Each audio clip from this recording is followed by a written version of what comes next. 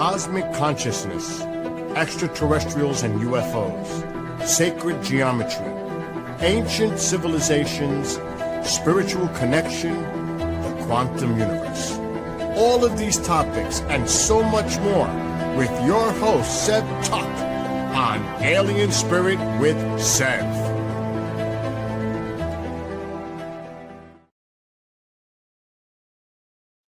Hello, welcome to Alien Spirit.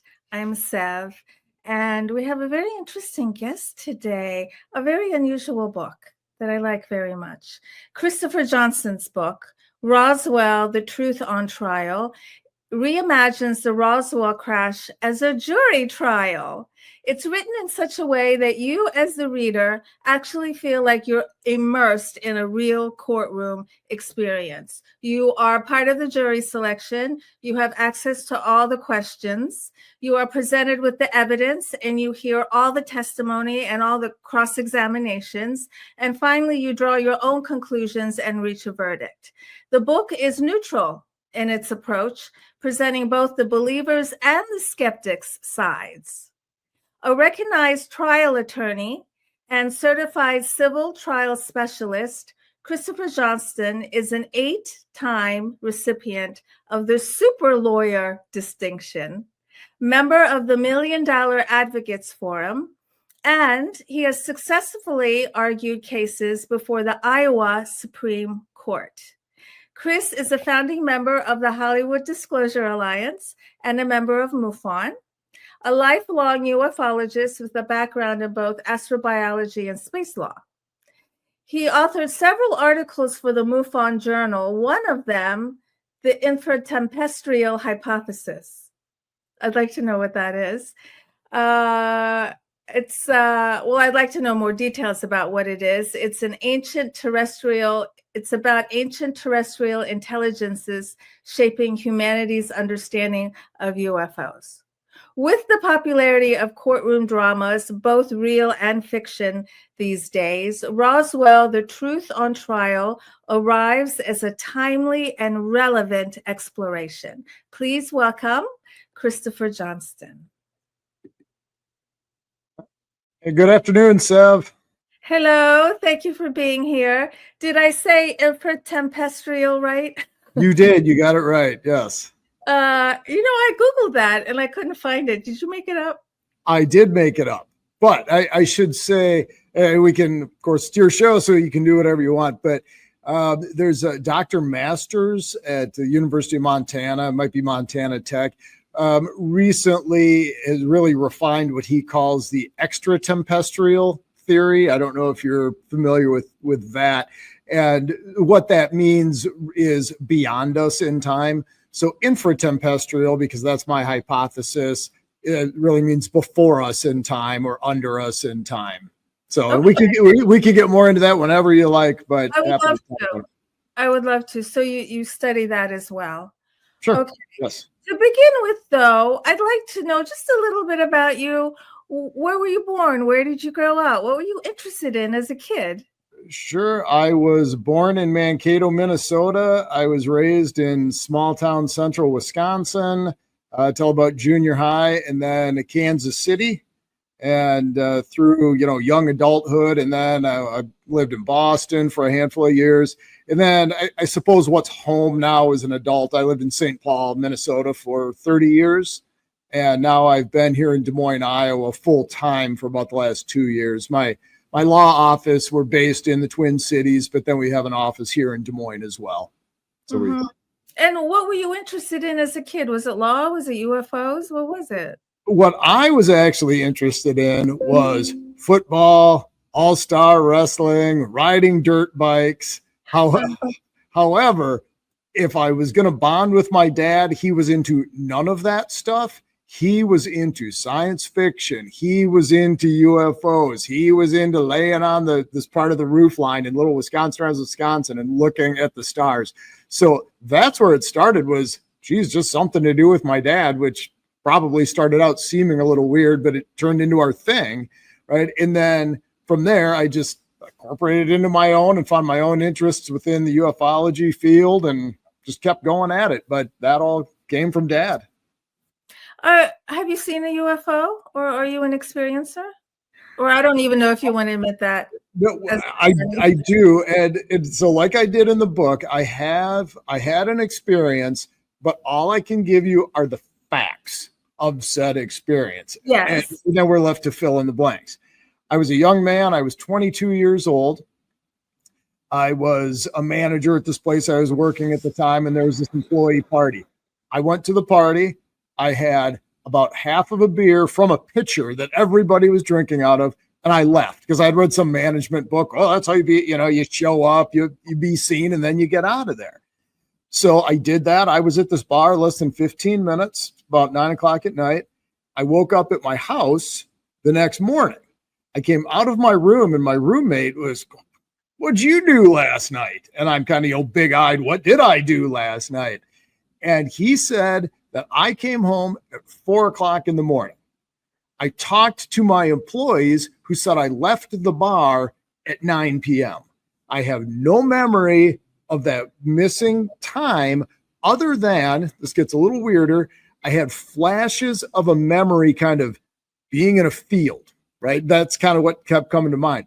I went outside to go to work, and up under my car in the wheel well and the fenders, it was all full of like tall grass and reeds and stuff like that. 9P to 4A, no recall, but that's what was in my car. So again, it's fun to make the leap. Oh, maybe this, maybe that, but I don't know what happened. But the fact is, I had the missing time. And there was no damage to the car other than just a bunch of that grass underneath it. No. And this would have been, and believe me, over the years, I've done all kinds of research on roofies, and, maybe somebody roofied me. But in 91, they weren't really a thing. And from what I've read, they say if you get roofied, you're just horribly, horribly sick the next day, oftentimes a couple, 2-3 days.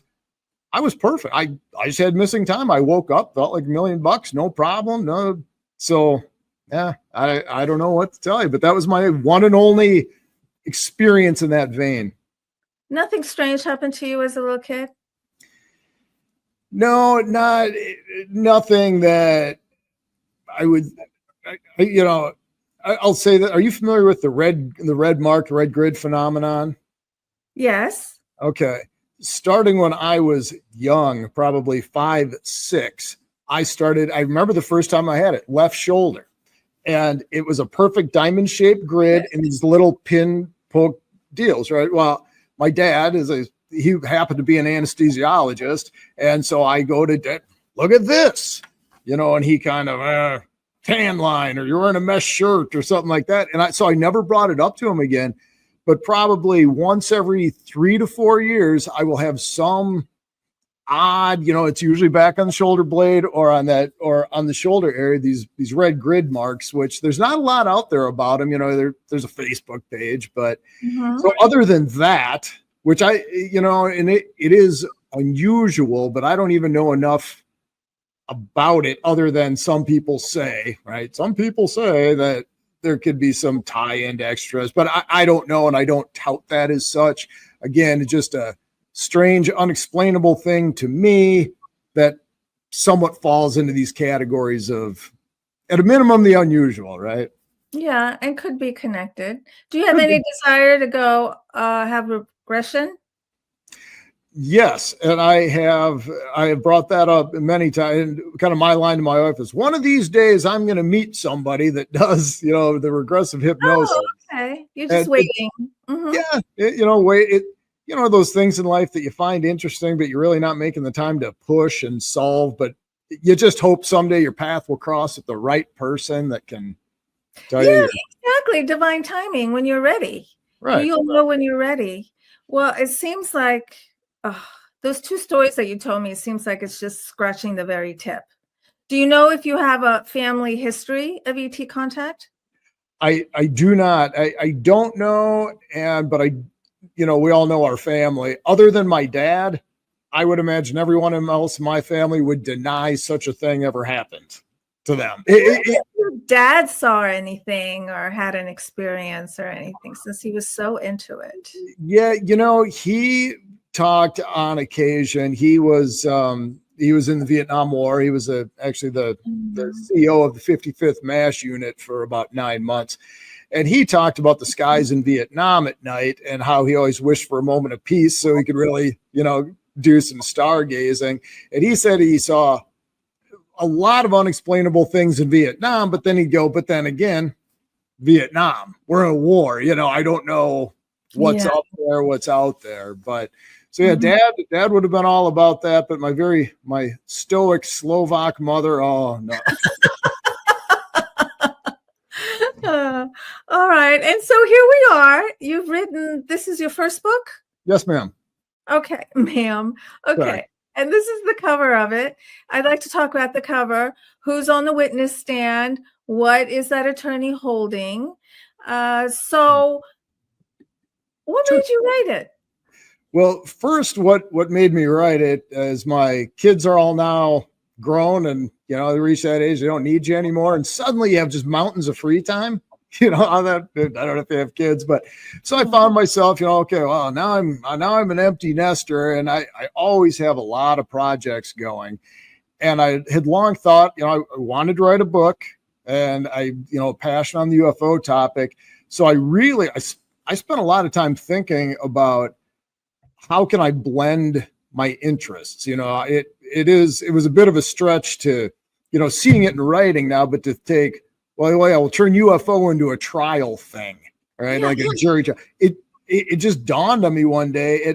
There are out there, I'm not the first guy to do what's called a historic mock trial. And in fact, I've been at seminars. I've seen one where they put the captain of the Titanic on the stand, and anything in history, you can set it up like this.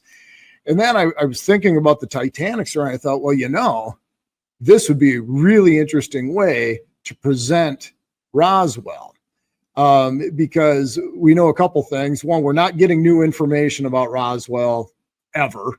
We might someday. But so we're working with, one, I knew there'd be a ton of source material, right? Which is, you need it to write a book. Two, it had, there's a public consciousness of Roswell, even if you're not into the UFO topic, that kind of thing.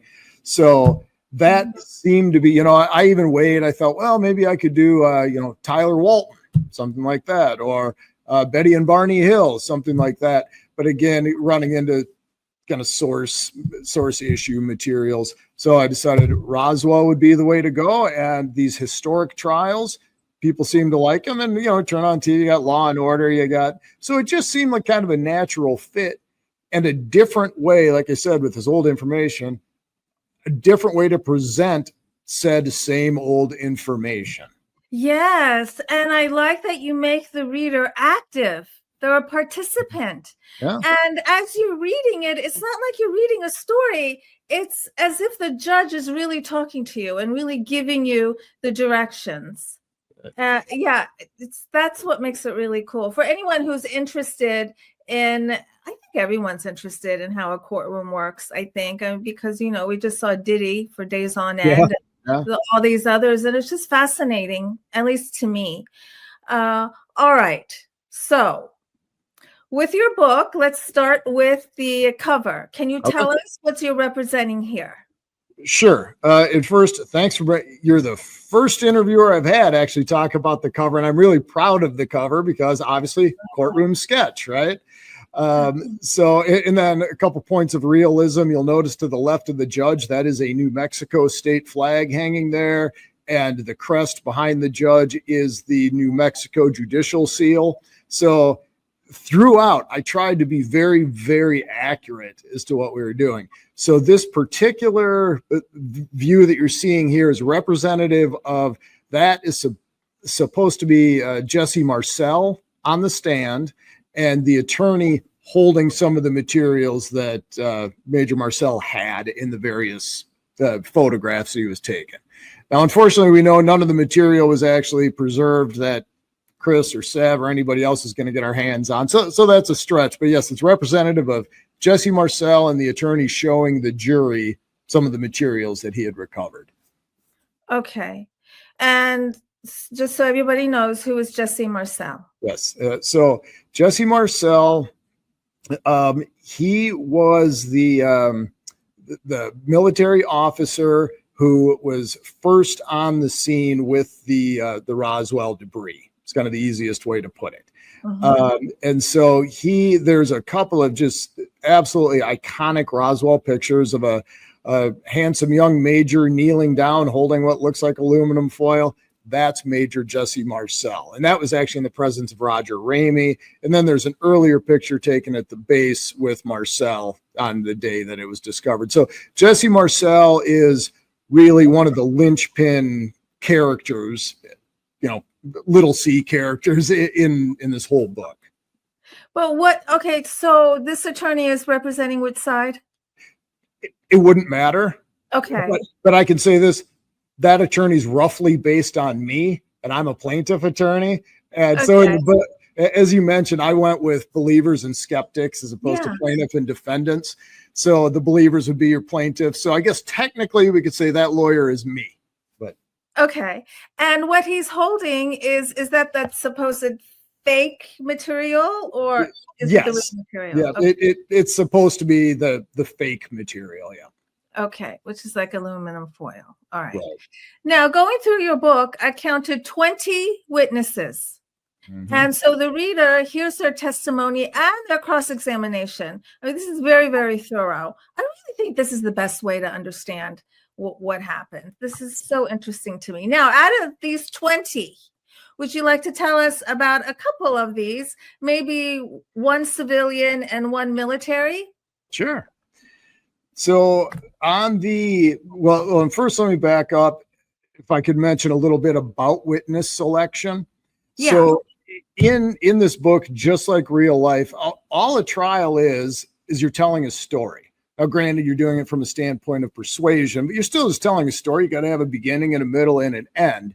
So even in real trials, I might start out with, here's 100 people I could call to testify because they all know something or a bit of a piece of this, that, or the other thing.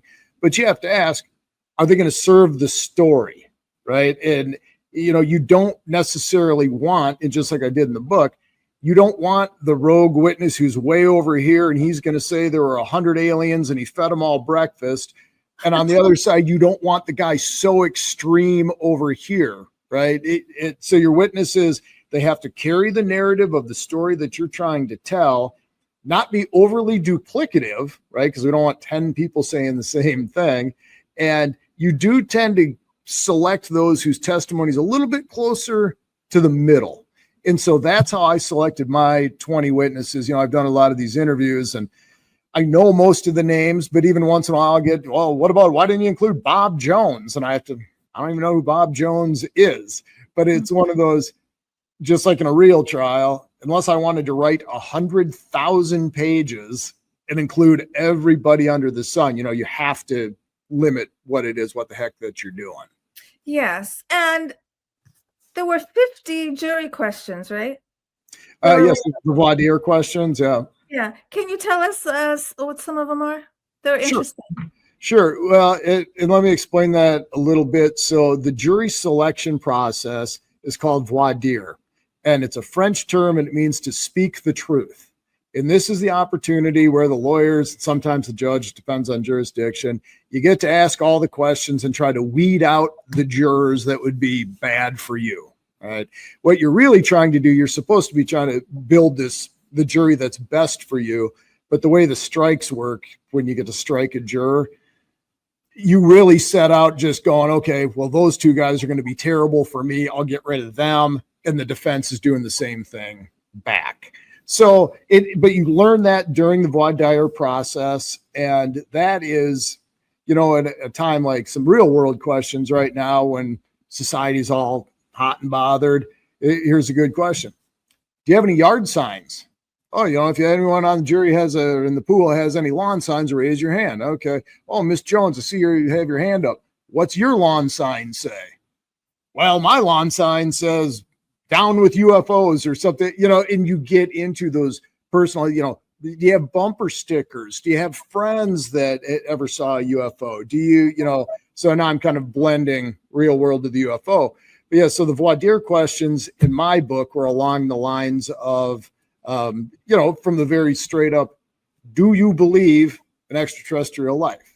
Right. And then there's a lot of why. Do you have family members? Do you that have had these kinds of experiences? And so all the questions are geared around trying to figure out what they actually believe. They don't have to believe your side 100%, but do they tend to be more liberal leaning? Do they tend to be more conservative leaning? Because there's lots of studies on how jurors, will respond based on those kinds of leanings. So again, and I have 50 questions from the believer's attorney, 50 questions from the skeptic's attorney.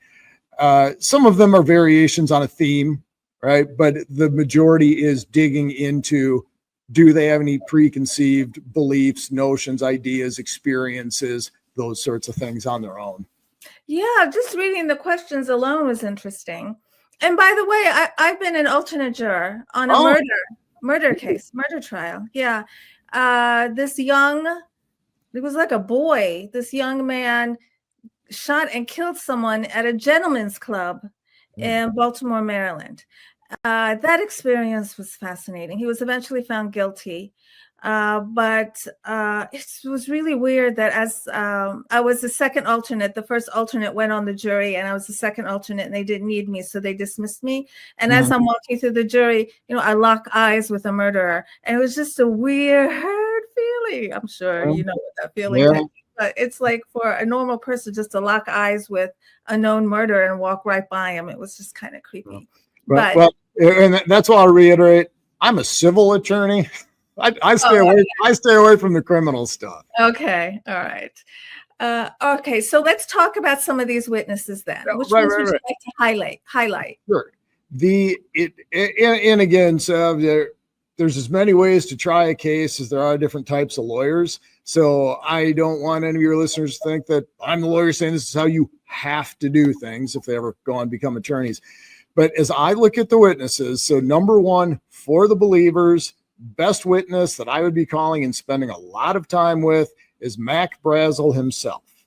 And Mr. Brazel is the rancher who first came across the crash material. The reason I like Mac so much is when you look at witnesses, I don't know if you got that far.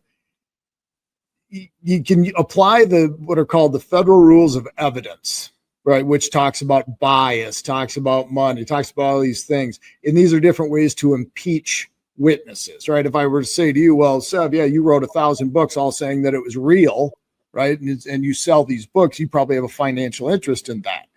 Whereas you take someone like Mac Brazel, he was a rancher who probably the last thing he wanted to do was have to clean up debris off of the ground. All he wanted to do was do his thing, take care of the cattle, take care of the ranch. He finds some of these materials.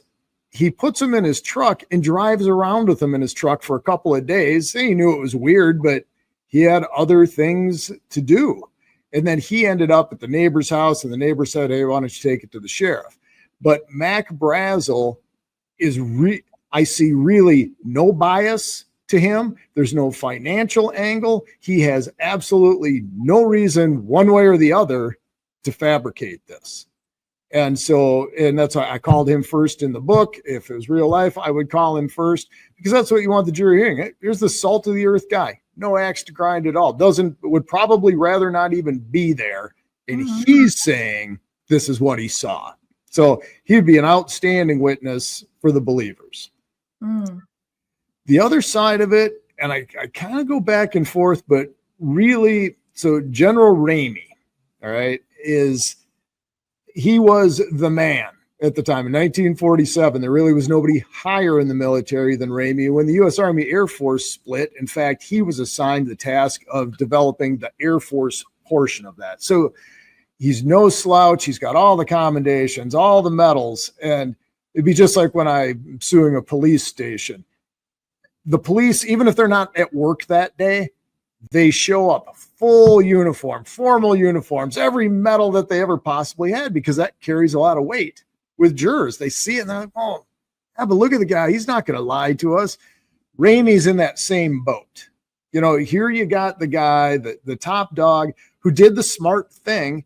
He owned if it's a mistake, he just owned it. Ramey got pushed over the years. Look, first this press release comes out, said there was a disc. Then you get involved. Then suddenly there is no disc. Ramey's response, yes, we made a mistake. And it really, so on the one hand, he's sort of hard to argue with. Now, on the way I would attack that is, all right, Sev Tott can make a mistake like that. Chris Johnston can make a mistake like that. But really, General Roger Ramey, in charge of the only nuclear military base in the United States at the time, is going to make that mistake. But it would be interesting to see how a jury would come down on that. And that's one thing in a book, any kind of litigation, any kind of trial book that you really lose is that human factor. Lawyers talk about, oh, hey, how'd your testimony come in? And what that means is, could they rub two nickels together? Did a jury like them? That kind of thing. And in a book, you can't really convey that. I picture Mac Brazel as being Mr. Salt of the Earth, great guy, but I could be missing an angle there. And same thing with General Ramey. So that's a kind of a bummer about writing a book about trial work. But to imagine it through, I would, as the skeptics, I wouldn't even give the whole thing too much attention. That's a trick, by the way, if you're ever sitting through a jury trial. The good lawyers, if the defense is asking a bunch of questions, I'm not ever looking at the guy. If I'm looking at the guy, the jury's going to see me looking at the lawyer and think, oh, this must be important. We should pay attention.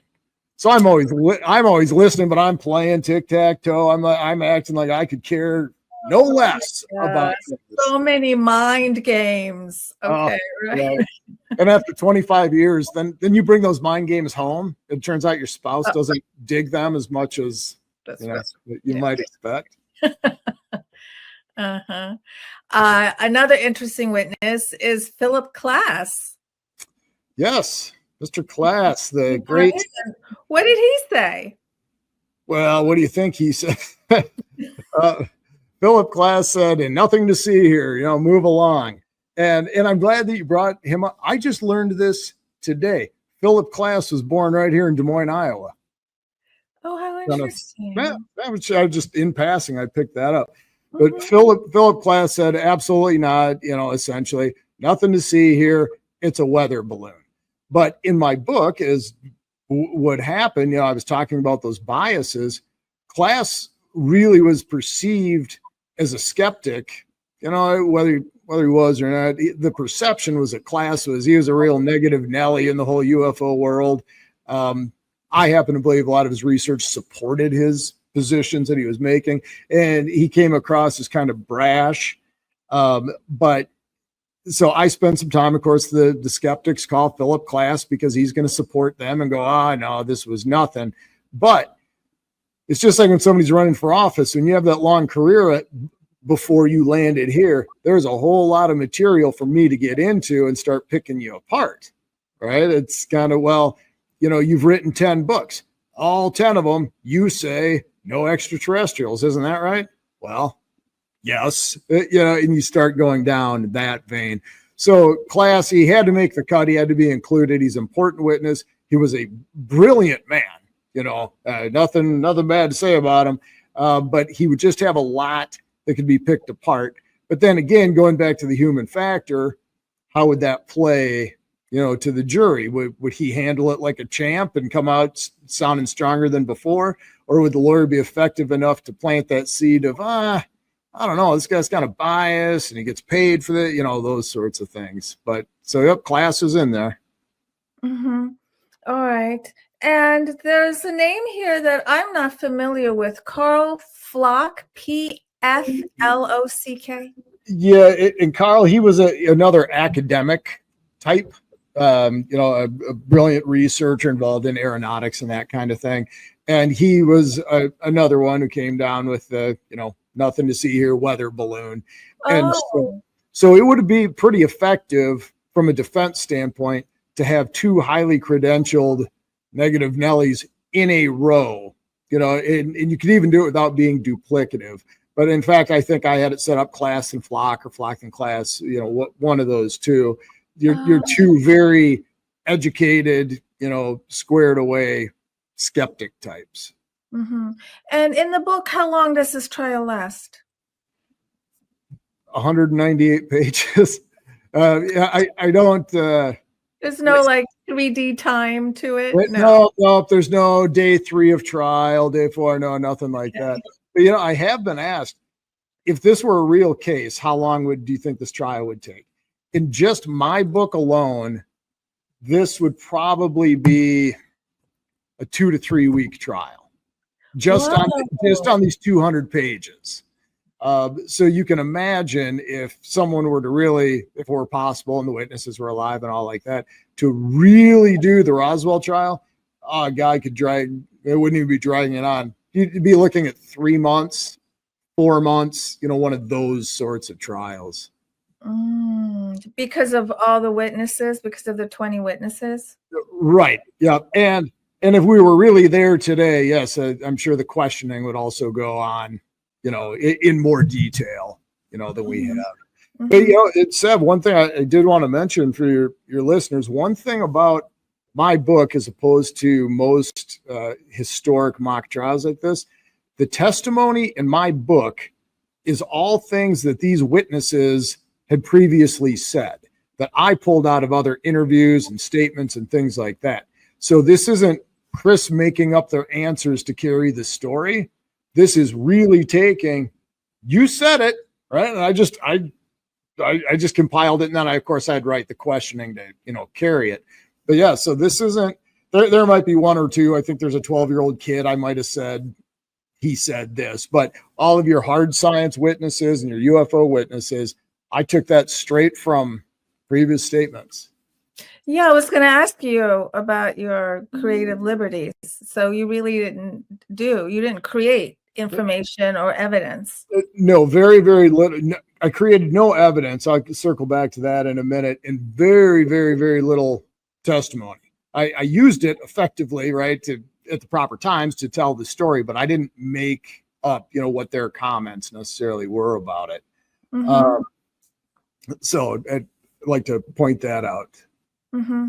All right. And do you present a verdict? I do not present a verdict. It would, in my opinion, it would have defeated the purpose of the book.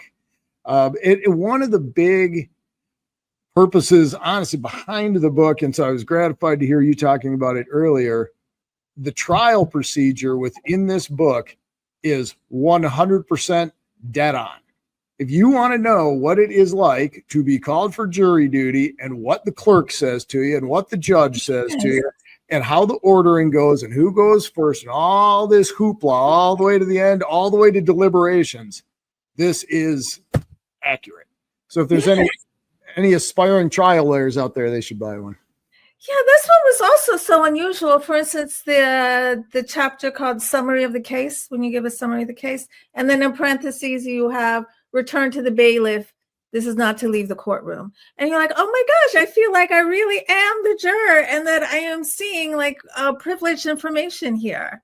Cool. That was really cool. Yeah. Good. Yeah. And, it's one of those, I was talking to someone the other day, and sure, of course, anybody that were so inclined could, write a book just like my book. But the question I think was, how helpful was it with your legal background?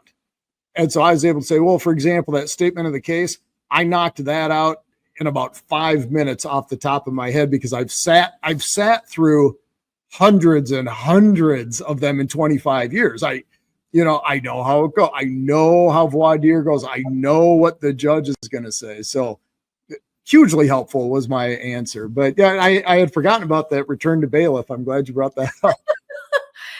Yeah.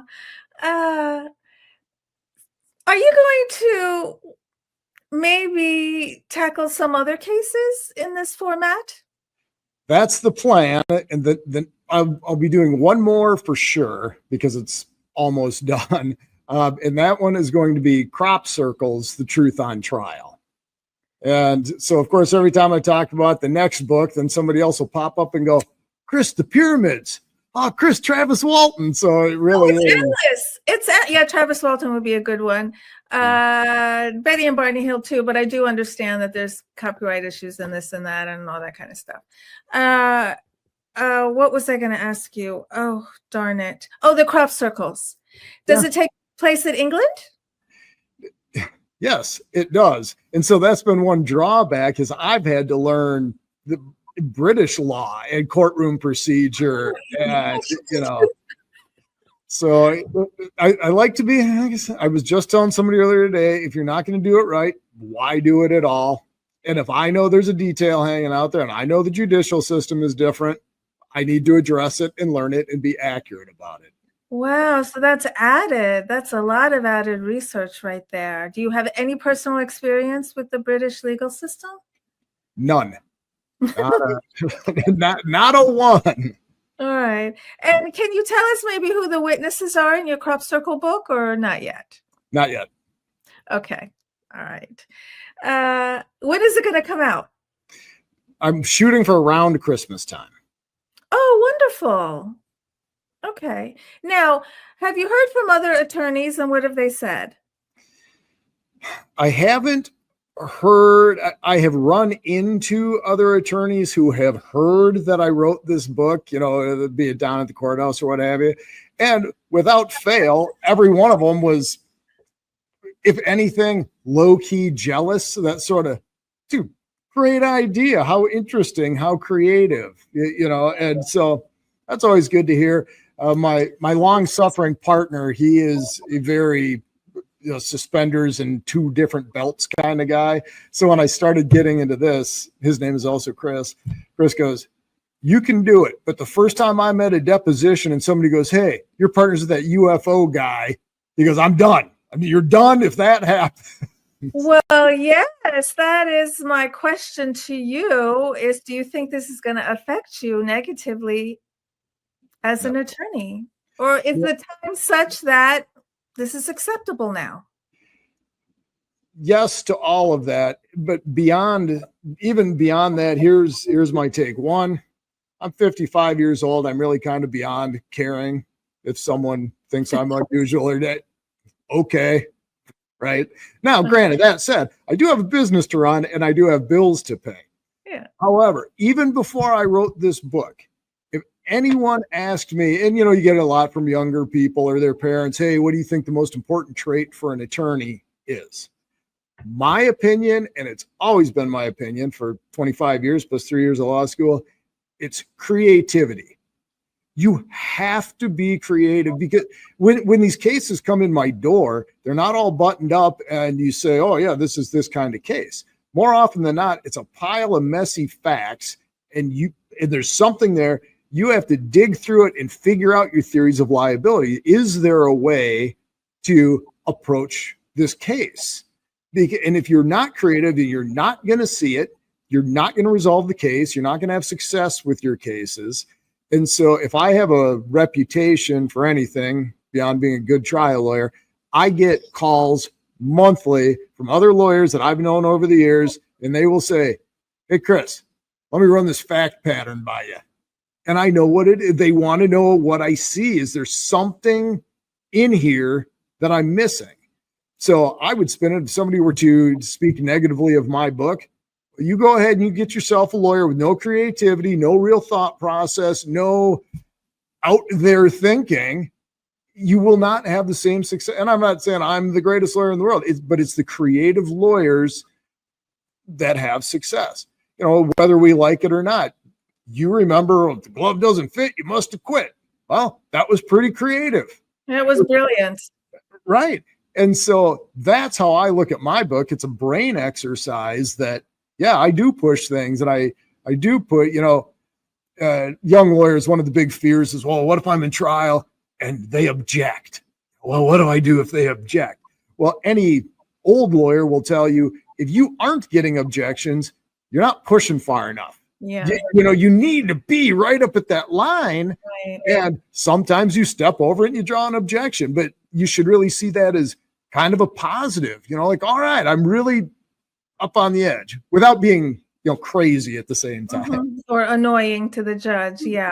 Right. But I did see that because I watched the Diddy trial and I did see that they were always just pushing one side more than the other.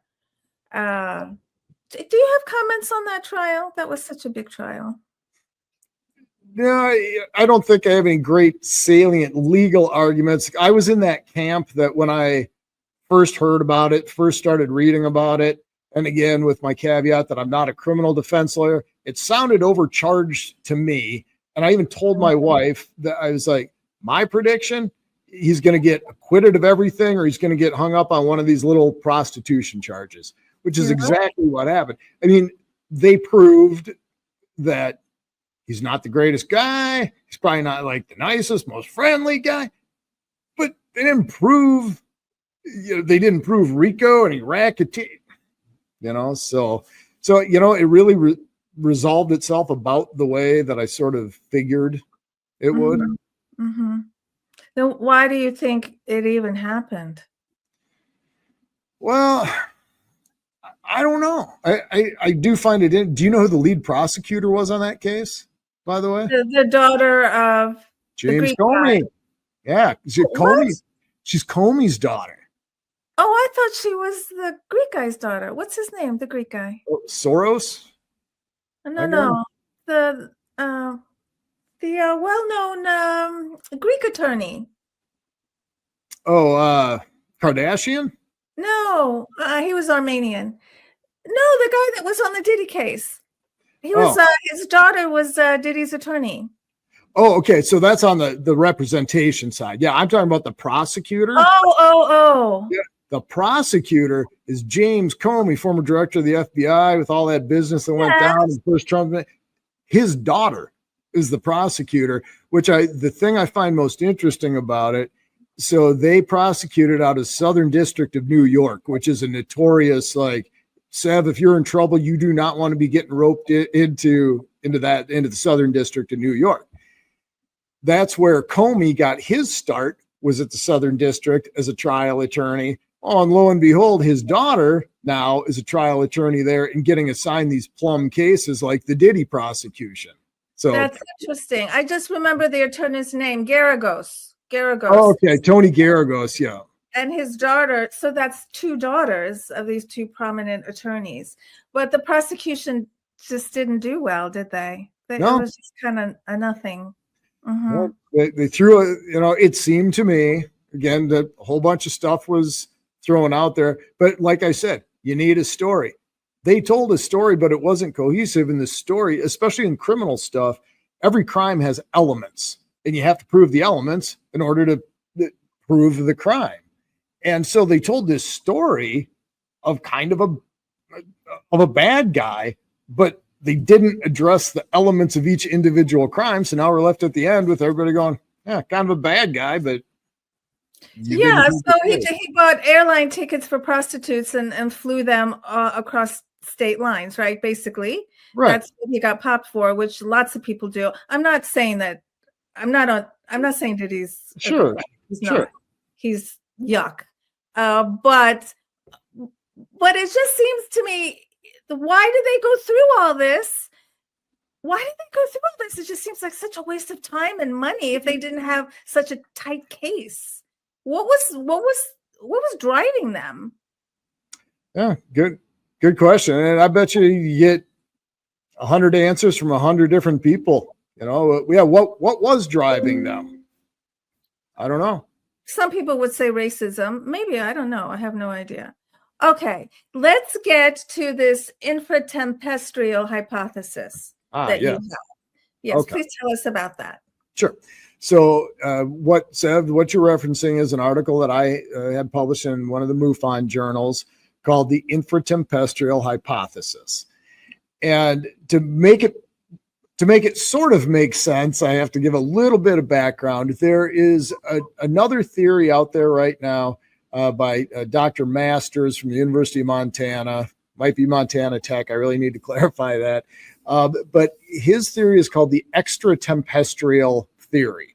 And so as he uses it, extra means beyond temporal time. So beyond us in time is his theory. And what it essentially, he is saying that extraterrestrials that are coming now are us, humans, but from a different timeline. And they time travel to come back to Earth just to check on us. And then he explains how for example, Sev, if you and I went to outer space for 1,000,000 years, we would evolve into the appearance of your kind of traditional gray alien. And he talks about how this would happen, and then they time travel and come back and check on us. So I like his theory a lot. I think it's really interesting, and it was new, right? Kind of new and novel. I'd heard bits and pieces, but he kind of tied it all together. Well, I also I've done some certificate work in astrobiology, so I know a thing or two about astrobiology. And as I was reading his theory, I was going, well, yeah, Sev and I go to outer space for 1,000,000 years and we look like that. I can also establish that if Sev and I lived on Earth as an organism 3.5 billion years ago, due to the different atmosphere and the different environment, we could look like the stereotypical gray aliens, just evolved right here on Earth that long ago. So I started thinking about it, and I was like, well, and that's before us in time, right? Thus my title of the infratempestrial, before us or under us in time. So I started writing, putting pen to paper on this, and I started by creating a chart.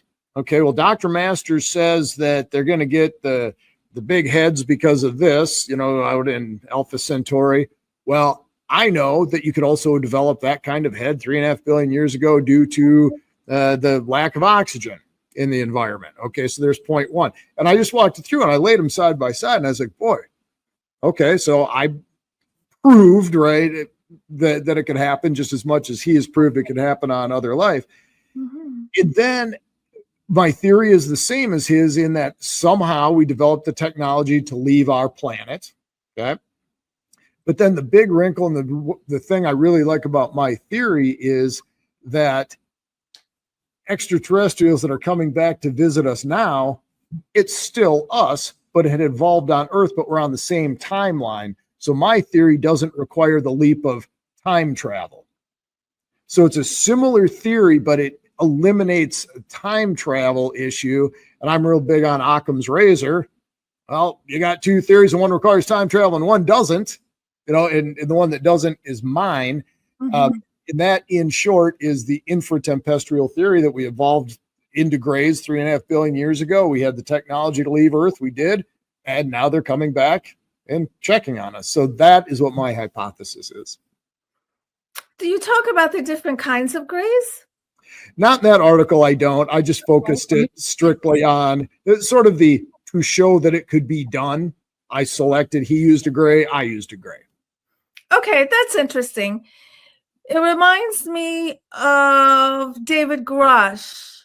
He likes to use the term non-human intelligence instead of extraterrestrial, because he says that these intelligence could be living on Earth in other dimensions. They don't have to be off Earth or extra at all. So it's very similar what the two of you are saying, yes? Yeah, similar. And that mention of Mr. Grush's name, if you'd indulge me, there's an interesting angle on Grush, I think. Okay. As part of it, as you know, better than as well as all the rest of us, all the congressional hearings that are going on relative to disclosure. And after Grush did his piece, the headlines all come out. You just read the headline. Oh, look at this, and it's real. So says David Grush. Well, if you put on your lawyer glasses or your lawyer hat and you go back and you watch his testimony, my opinion, he told us, and by us I mean the Chris's and Sevs of the world, virtually nothing. The statement, I have heard from 42 other people, objection, hearsay. That's right. It's worthless. Yes. And now I always, if you were ever to listen to one of these, I do point out. Now, he also said, hey, I know some other stuff I can tell you in the skiff later, right? But again, the stuff for public consumption, I don't know about you. I got nothing. I learned nothing. There was nothing earth-shattering coming out of those congressional hearings at all. And then it goes back to your question is, well, why are we wasting all this time and money and effort? What are we even doing here? I agree with you. And that's what most of these whistleblowers are just saying, somebody told me this or that kind of thing. Yeah, he was believable, but it's all secondhand information, right? Right. Exactly. And then I run into this too. I understand there's a difference between admissibility in a courtroom and admissibility between us all sitting at the bar talking about what Grush said. So I'm not saying anything without legal standard is worthless, but let's step back and be a little more critical and look at what he actually said, which was a whole bunch of nothing. Yeah, same thing with Jake Barber. He has proven nothing. He's shown us nothing. Right. Has Lou Elizondo shown us anything? Not that I've seen. No. Well, I'd say this. I'd say Lou Elizondo showed us 2 photographs of purported UFOs that were debunked in about a second and a half by the internet. And that kind of leads me to the point. I also wrote an article for MUFON Journal on disinformation agents. And it's a really interesting article, I think. But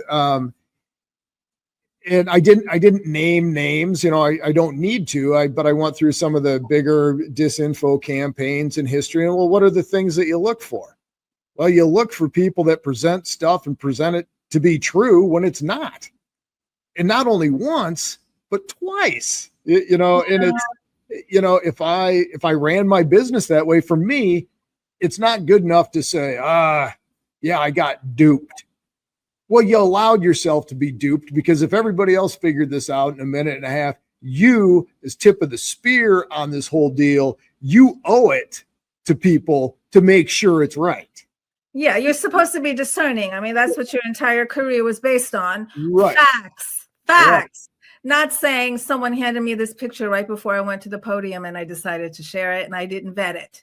So I'm not responsible. It's like, well, you are responsible. So you're talking about the chandelier photo and the irrigation circle photo. Yeah, right. And, and I'm not, I don't know what Lou Elizondo is, but let's take him at his word that he was this guy and this counterintelligence. We all know the story, right? Well, let's take it at its word. Okay, Lou, then don't you see the damage that you're doing to your own cause by doing it poorly? Yeah, but why would he do that? Why would he shoot himself in the foot? And then why does the public still listen to him after those 2 photos?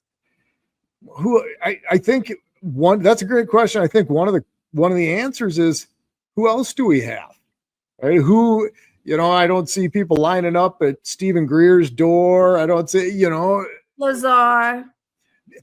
Boy, I like the Lazar angle. Okay, tell us why. I like Bob Lazar a lot. Okay. I choose to believe him. You talk about why would somebody shoot themselves in the foot? As Bob says in interviews, I promise if I was going to lie, I could make up a way better lie than this. Right? Point one, yes, he could. Who would make up such a mundane kind of lie? 2, I find it very interesting, and this is all things that I'm sure you've seen, a lot of your listeners have seen, but the whole, people coming on, he didn't work at Los Alamos, he didn't go here, he didn't go to school here, yet then George Knapp gets his hand on the Los Alamos phone book, and there's Bob Lazar in the employee directory phone book. That really, every time that segment comes on, I'm like, boy, that is something. When Knapp hears it firsthand, they're telling him, nope, never worked here. And he's able to go, what about this? And then things get weird and antsy. I think Bob, 1, he's a brilliant guy. 2, Element 115. When did he start talking about that? And then when did it actually appear on the periodic table of elements? He called it 30 years ago, and everybody poo-pooed him, and here it is. And then if you watch him talk about the way that these ships that he says that they had in S4, the way that they would operate, said, they would turn on their side, and then there's this anti-gravity field, and they'd essentially drop into that. Well, you look at that latest batch of the Navy videos that come out, and one of those ships turns right up on it, exactly like Lazar said, whatever it was, 35, 40 years ago. There's just a lot about him to like, and he has not ever done anything, at least that I've heard or read, that has really made me call BS on it. He's been consistent. He's been constant. it seems like any media that he does get, it's more coming to him. He doesn't strike me as the guy that wants his name in the paper every day. He's not everywhere like the others are. Yeah. Right. Yeah. I really like, I believe Bob Lazar. Has he presented evidence? Not that I'm aware of. So that would be another a knock, right? At least his story would be somewhat understandable. Why don't you present any evidence? Because it was all locked up in this military base, and I was a guy. What was I supposed to do? Like steal it, But he did start. He started releasing the flight schedules when these experimental flights were going on out there at Area 51, and people were showing up based on his word. And every time he said there's going to be a test flight and you won't know what it is, there was a test flight. And he was there at it. The viewers were there at it. So a lot of what he said, and again, going back to Element 115, explain that one to me, or the rotating of the ships, which we have now at least been told that's what it is, that we've seen. So I think Lockheed Martin made the Tic Tac. I don't. I have a real hard in my line of work. Look what Lockheed. If Lockheed Martin made the Tic Tac, I do not believe, one, just because I'm a 55-year-old person and I know people. I don't care what the NDAs say. You don't think one person is gonna slip out information? If they had really developed the Tic Tac and that was a Lockheed Martin item, I just don't believe the level of secrecy could be maintained with the number of people that would have to be involved in it.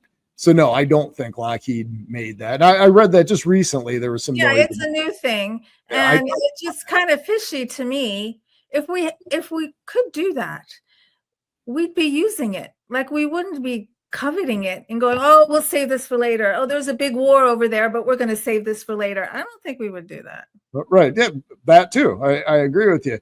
And that, of course, then opens up, all the questions about your third-party vendor or contractors that get brought in, and they can avoid FOIA requests, and like Bigelow being the big one, of course. But that's all interesting too. And you could probably have 1,000-hour podcast just on those couple of things. Well, it feels like the government is intentionally muddying the waters, like back when they did a few decades ago. Mm-hmm. That's what it feels like.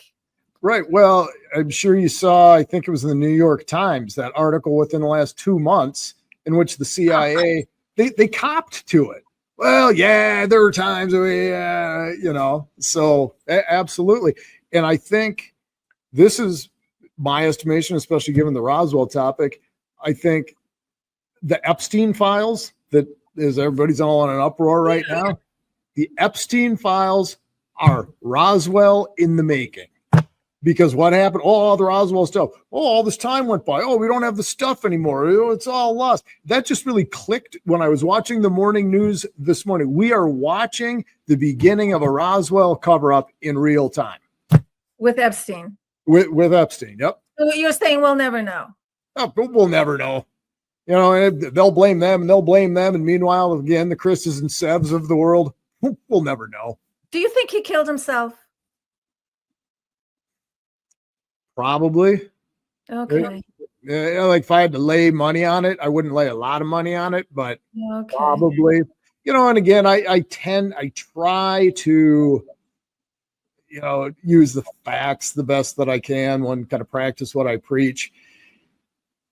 Again, sort of like my missing time experience. Well, now I hear that we're up to 3 minutes of missing time on the video, right? That first we had it all, and then there was no video. Oh, now there is video, but it's missing 1 minute. Yeah. Well, now they've just established it's missing 3 minutes. And the funny thing about that is they just went to the mat arguing about this missing one time in the system resetting, right?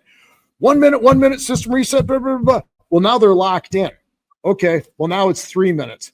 Now what do you have to say? So you got to be, that's why I tell my clients, you never want to say you're going 27 miles an hour. You never want to say, because once you're committed to that, believe me, even after I tell them, I'll have clients, I was going 27. And I'm like, oh, no. Just made your job harder. Yeah. Oh, yeah, absolutely. But so it's the same kind of, they're locked into this 1 minute of missing video now, and now they're kind of screwed. Or they can just ignore that altogether and not say That's anything. what Bondi's saying, is that I'm not talking about it. I'm not talking about it. Right. Yeah. Well, must be nice. Mhm. No, we're just not gonna. So, by the way, I've been to Roswell. I went a few years ago, excuse me, and I had an extraordinary experience. I was with my partner at the time, and there was contact made, and it was a crazy experience that I had. Have you been to Roswell yourself? I have not been to Roswell. That is a next summer road trip, though, is the plan. Yes, yeah, or the Roswell festival. Yeah, that either just happened or It it's just happened. yeah, Mhm. okay. Right. Yep. And my wife is very. There. Shouldn't you be there?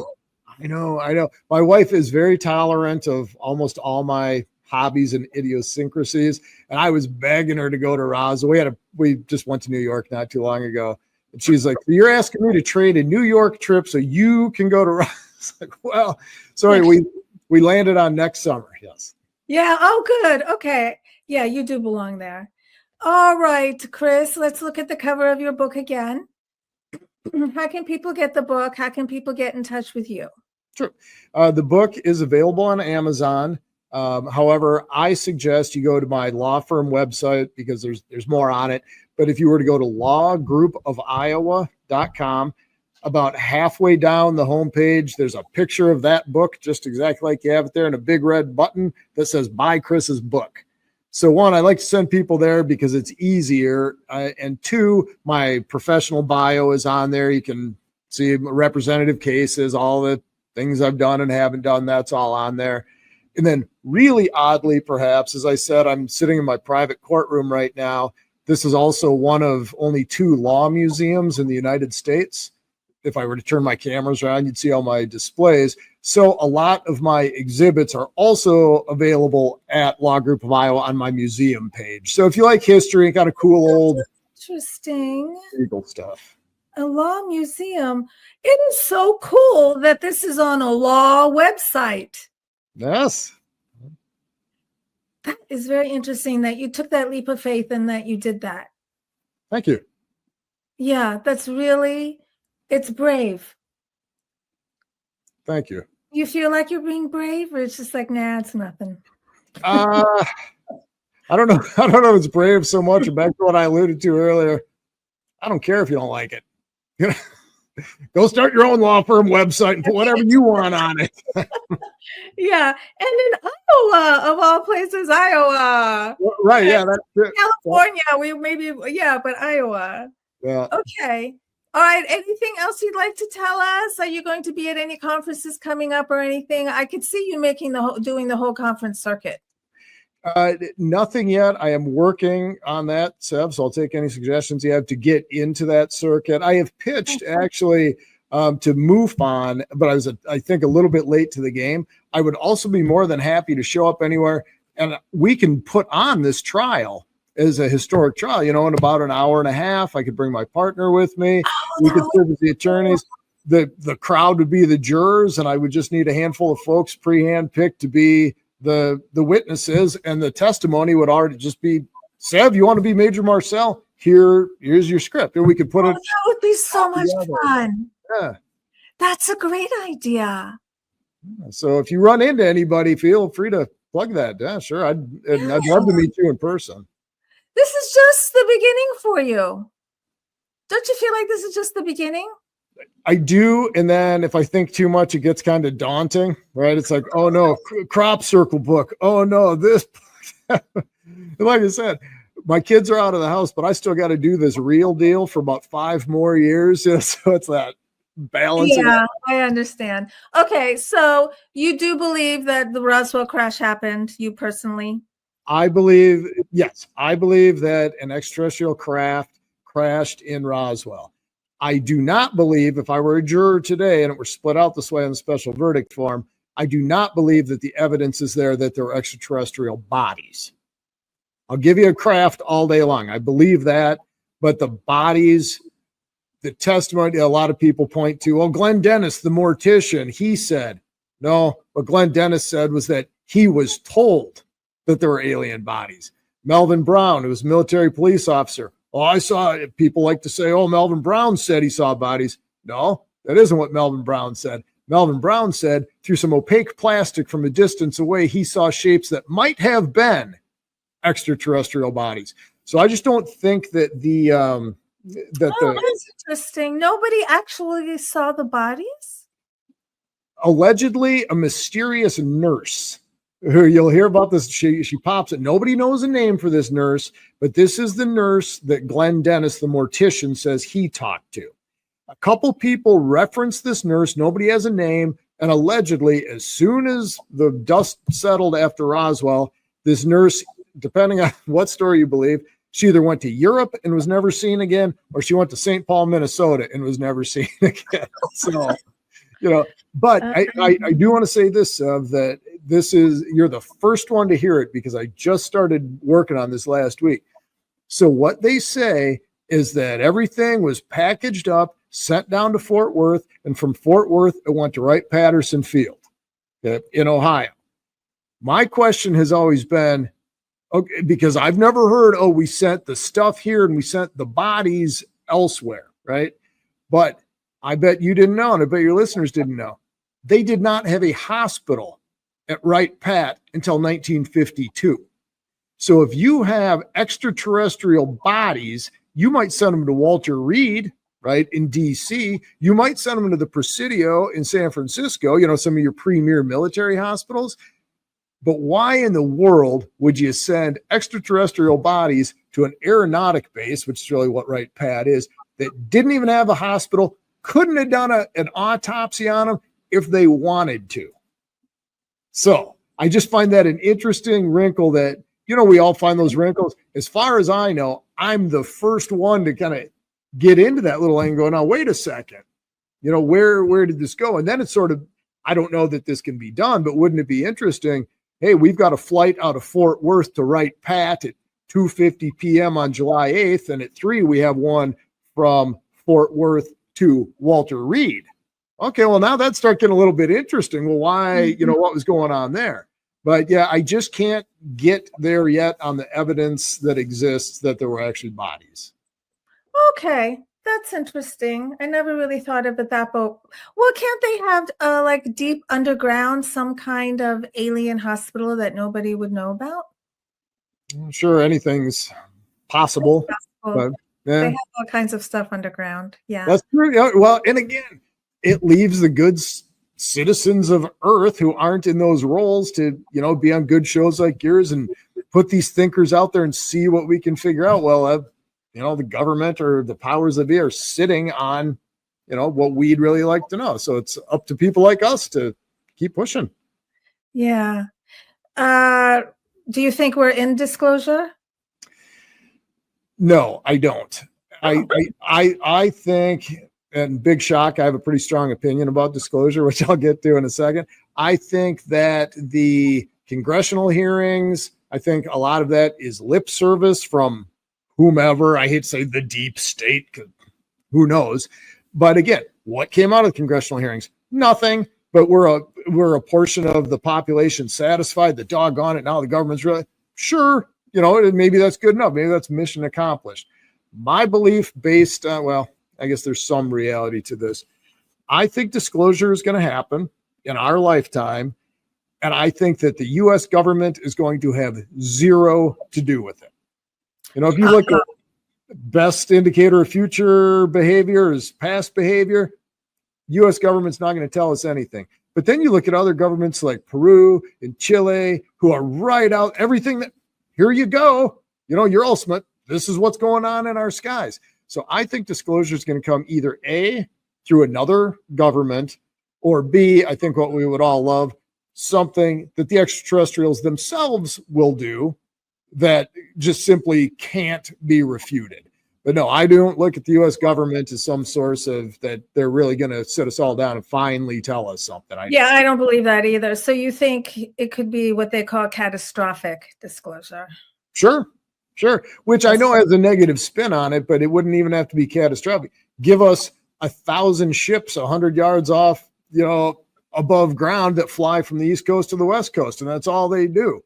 Well, you can't deny that anymore, and it hasn't been, catastrophic in that sense. But I get what you're saying, yeah. Mm-hmm. All right. I look forward to your crop circle book. I hope you come back so we can talk about that. I will. Crop circle book. Yes. Thank you so much. This was so interesting. I really enjoyed it. Yeah, I did too. And thank you. Thank you for your time. I genuinely appreciate it. And I'm glad that you're in this world now. Thank you for joining us.